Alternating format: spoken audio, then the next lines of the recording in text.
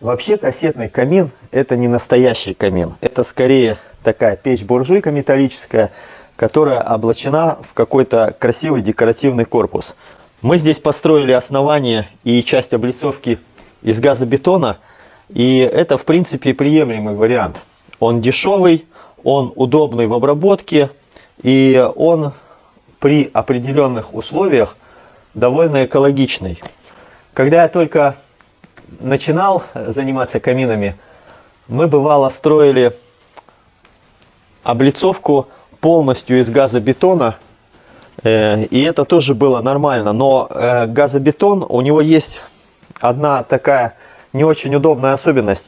Чтобы построить на нем, нужно задать довольно большую толщину стенки, потому что блоки должны стоять друг на друге, и вот минимально эта толщина будет 10 сантиметров.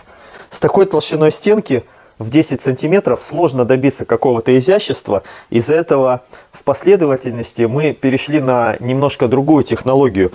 Теперь я чаще строю из газобетона только часть облицовки до уровня тепловой камеры, а все, что выше, строю из негорючего листа, металлических направляющих и специального каминного утеплителя.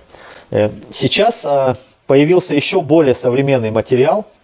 Это силикатные плиты. Они 3-сантиметровые, тоже 3-сантиметровые, но там есть один фокус. Ее нужно ставить в 2 слоя. И это уже получается 6 сантиметров, а не 3. И вот 6 сантиметров, это уже тоже уходим обратно от изящества к толщине.